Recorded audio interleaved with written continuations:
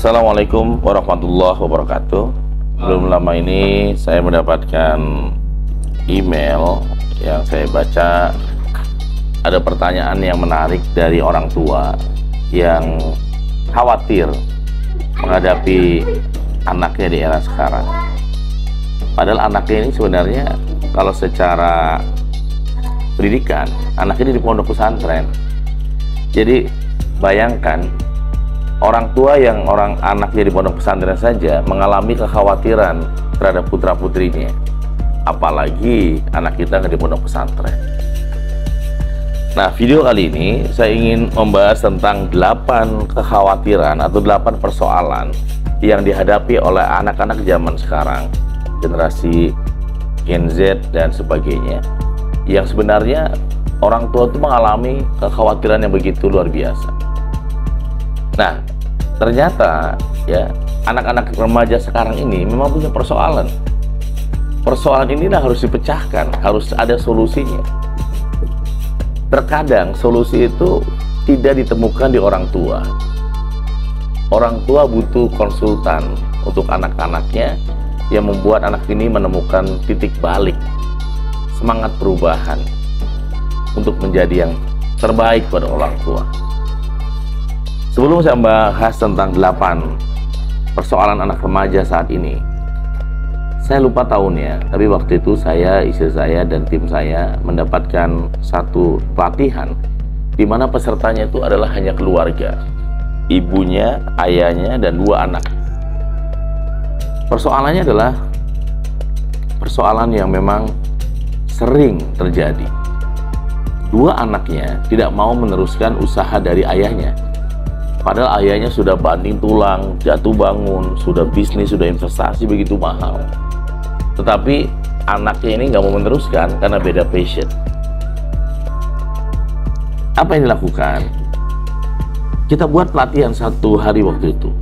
Itu pelatihan khusus, saya datang langsung ke rumah itu, ada anak, ada ibu dan ayahnya, 4 orang ini kita training langsung. Kita berikan 7 words. Dan alhamdulillah setelah pelatihan hari itu, anaknya ini kedua-duanya mau meneruskan usaha orang tuanya yang sebelumnya merasa itu tidak ada hubungannya dengan dia. Anaknya desain interior atau desain grafis, sementara orang tuanya usahanya kuliner. Sehingga yang terjadi adalah seperti ada gap di antara orang tua dan anak. Oleh karena itu, saya ingin membahas persoalan yang orang tua harus pahami, bahwa sebenarnya anak-anak kita tuh punya persoalan yang harus kita pecahkan. Kita harus bantu, kita harus pecahkan solusinya. Di bulan Ramadan ini, wahai orang tua, Nako Center memiliki solusi cara terbaik bagaimana anak-anak kita bisa memecahkan persoalannya. Kita lihat. Nomor 1. Persoalan anak-anak zaman sekarang itu adalah masalah kesehatan mental atau stres. Ya. Tekanan akademik, ekspektasi orang tua, persaingan yang ketat, itu bisa menyebabkan stres loh. Zamannya saya masih remaja, kayaknya pada saat mau kuliah nggak stres-stres amat ya. Tapi zaman anak sekarang stres banget. Tekanan akademik terutama. Ya, di kelas sudah ada pembagian mana yang kelompok akan masuk ke kampus ini, mana yang enggak. Wah, itu betul-betul stres. Belum lagi ekspektasi orang tua yang mengharapkan anaknya akan jadi anak yang hebat, orang tua yang akan merasa tidak bangga ketika anaknya nggak punya nilai bagus, dan anak ini pulang dengan wajah takut. Nah, ini bagian dari persoalan yang dihadapi oleh anak-anak zaman sekarang.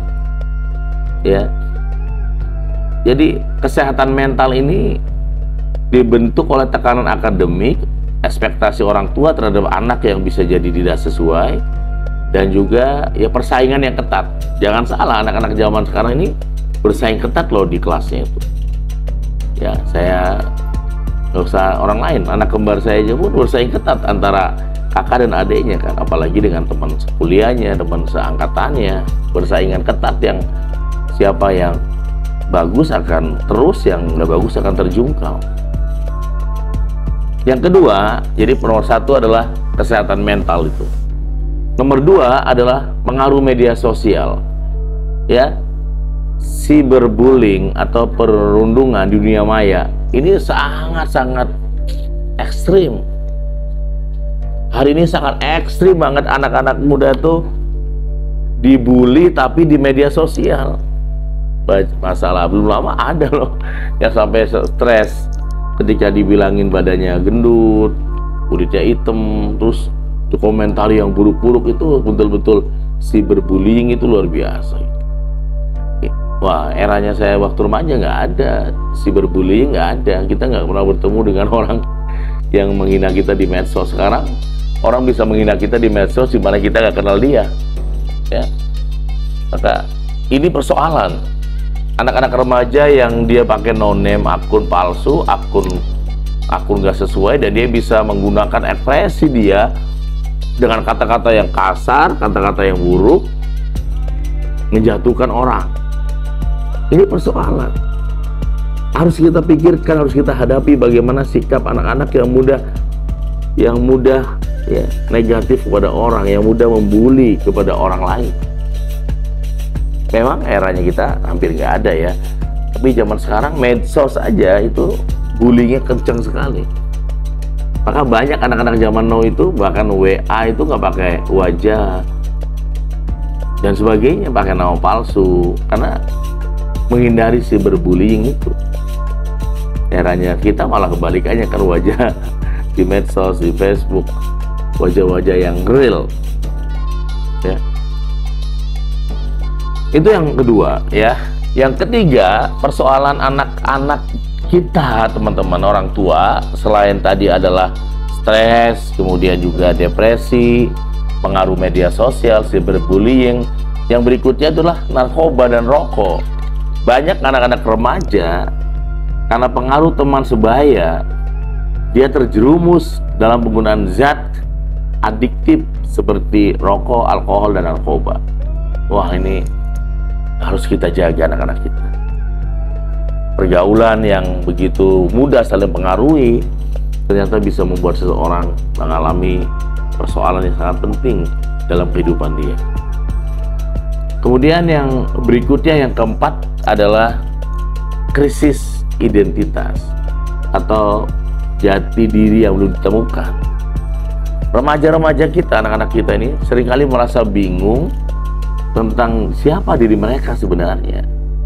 Harus bagaimana mereka bertindak untuk lingkungan sosial. Itu sering kali bingung. Ya. Kemudian ya, pengaruh budaya populer, ya Barat, Korea, ya itu suka nggak suka membentuk loh. Ya, versi Barat, versi Korea, ya itu membentuk mental. Bahkan seringkali membingungkan identitas jati diri sejati dari siswa itu. Ya, jati diri bangsa Indonesia seperti ini, tiba-tiba di Barat seperti ini. Contohnya sederhana. Teman-teman ngalami nggak ketika anak-anak remaja sekarang udah mulai malas salaman? Ya, salaman tuh malas sekali. Kenapa? Karena di budaya Barat nggak ada salaman, cium tangan tuh nggak ada. Itu penghambat pekerjaan ya, teman-teman Inggris, sahabat-sahabat hebat. Dan itu saya rasa dialami ya, bagaimana dialami krisis jati diri, kepercayaan diri. Kenapa bisa krisis? Karena dibentuk oleh tekanan ya. Kemudian selain krisis percaya diri juga adalah problem dari anak-anak remaja lah pendidikan dan masa depan mereka. Apa itu artinya ya? Banyak sekali ya anak-anak yang ingin memiliki pendidikan yang tinggi tapi dengan tekanan yang sangat keras sekali. Akhirnya mereka frustasi, menyerah di tengah jalan ketika semester 2, ketiga, pada saat di disertasi dan sebagainya. Kenapa bisa seperti itu? Karena ternyata dunia kita memang telah banyak berubah, teman. Ya. Kemudian yang keenam adalah hubungan sosial dan pencitraan. Jadi tantangan dalam membangun hubungan yang sehat dan teman ya dengan pasangan, ini persoalannya adalah ya banyak mengalami istilahnya sindrom toksik. Dan yang terakhir, yang ketujuh adalah masalah keluarga. Anak-anak zaman sekarang itu persoalan keluarganya banyak ya. Kurangnya komunikasi antara orang tua dan anak ini menjadi salah satu penyebab anak-anak mengalami sebuah tekanan yang tidak nyaman ya. Dan yang terakhir ya adalah kekerasan atau bullying secara fisik. Jadi kalau ada kekerasan terjadi di sekolah itu sebenarnya bagian dari bullying dan bisa melaporkan kepada ya guru atau kepala sekolah. Tapi kalau itu ternyata begitu banyak di kelas itu, di sekolah itu, berarti harus diruqyah, harus di training melalui self awareness. Nah, itu adalah 8 hal yang sangat penting. Saya rasa 8 hal ini mewakili kita semua dalam berorganisasi. Nah, buat Anda yang masih bingung, masih belum paham tentang hal itu semua, ya, maka kita kenali putra-putri Anda lebih dekat. Ajak diskusi, bicara. Jangan-jangan kita ngasih tempat untuk badannya, tapi tidak untuk jiwanya kan? Jangan-jangan itu. Oleh karena itu, bagaimana solusinya? Solusinya adalah Seven Awareness akan mengadakan pelatihan The Seven Awareness selama 3 hari khusus untuk anak-anak remaja SMP. Ya, mereka akan belajar tentang Seven Awareness yang telah dibukukan seperti ini. Mereka akan dipandu, di coaching, diarahkan sampai jadi oleh tim dari Nako Center, teman-teman. Jangan lupa catat tanggalnya. Tanggalnya berapa? 13, 14, 15 Februari 2025 kita akan berada di puncak untuk belajar tentang Seven Awareness khusus untuk anak-anak remaja SMP, teman-teman hebat. Ya, hubungi di layar 0878 78 lagi 28 9001, ada tulis di situ ya, dan email di nakocenter@gmail.com. Anda boleh tanya-tanya, nanti saya akan menjawab pertanyaan tersebut ya. Demikian teman-teman yang great, sampai ketemu lagi. Wassalamualaikum warahmatullahi wabarakatuh.